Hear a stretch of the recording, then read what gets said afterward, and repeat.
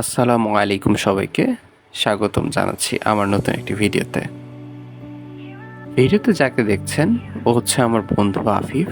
৮ বছর পর আমেরিকা থেকে দেশে ফিরেছে, আর ওকে কেন্দ্র করেই মূলত আজকের এই ট্রিপের পরিকল্পনা। পুরোনো দিনের স্মৃতি রিফ্রেশ করতে আমরা বেরিয়ে পড়ি একসাথে ঘুরতে। আমাদের আজকের গন্তব্য সীতাকুণ্ড।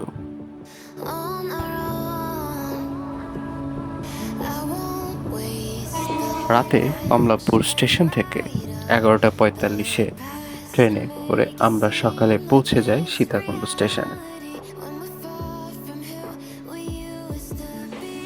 এখান থেকে আমরা রওনা দিই সুপ্তধরা ঝর্ণার উদ্দেশ্যে।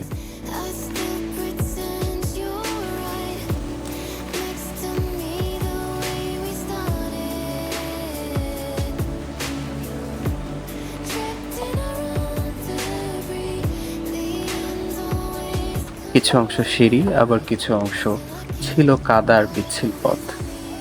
তবুও সে কষ্ট যেন হার মানায় প্রকৃতির সৌন্দর্যের কাছে।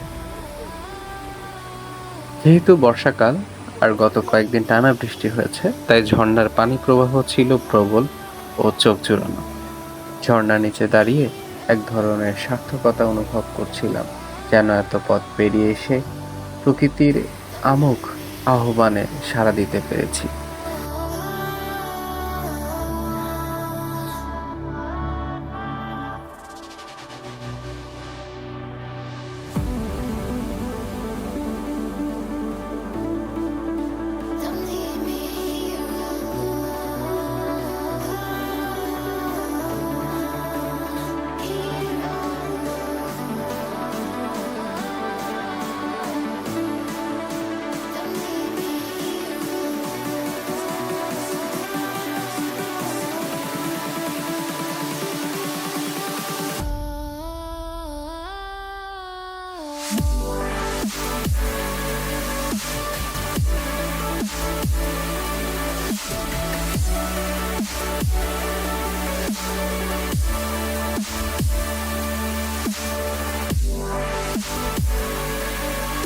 জানিয়ে রাখি, সুপ্তধারা ঝর্ণাটি সীতাকুণ্ড ইকো পার্ক ও বোটানিক্যাল গার্ডেনের ভিতরেই অবস্থিত।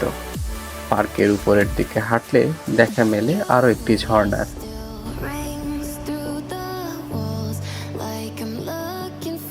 যার নাম সহস্রধারা। এটি তুলনামূলক ছোট হলেও বেশ প্রাণবন্ত ও মনোমুগ্ধকর। এখানকার নির্জনতা আর সবুজ পরিবেশ যেন মনকে জড়িয়ে ধরে। সীতাকুণ্ডে একদিন ঘোরাঘুরি শেষে আমরা পরের দিন রওনা দিই কক্সবাজারের উদ্দেশ্যে। কক্সবাজারে পৌঁছে আমরা 1100 টাকার বিনিময়ে একটি স্কুটি ভাড়া করি, যাতে করে মেরিন ড্রাইভ ও আশেপাশের এলাকাগুলো আমরা সহজেই ঘুরে ফিরে দেখতে পারি।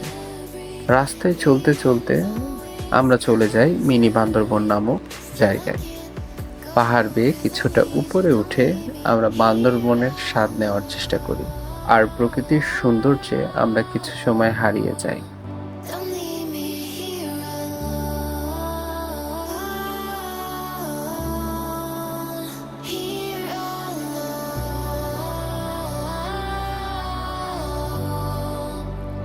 এরপর আমরা যাই পাটোয়া টেক সি বিচে, একটু অপেক্ষাকৃত কম ভিড়ের কিন্তু দারুণ একটা জায়গা।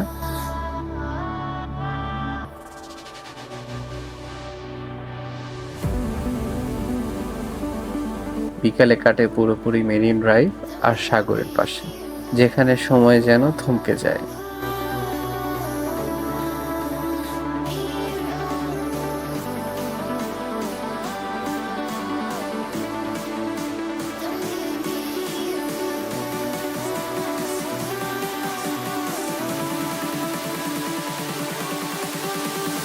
সব ঘোরাঘুরি শেষ করে রাতে কক্সবাজার শহরে ফিরে আমরা ঢাকার উদ্দেশ্যে রওনা হই। এভাবে শেষ হয় আমাদের স্বল্প কিন্তু হৃদয়ে গেঁথে থাকার মতো ভ্রমণের গল্প। ভিডিও ভালো লেগে থাকলে অবশ্যই কমেন্ট করে জানাবেন এবং ভিডিওটি লাইক ও শেয়ার দিতে ভুলবেন না। ধন্যবাদ।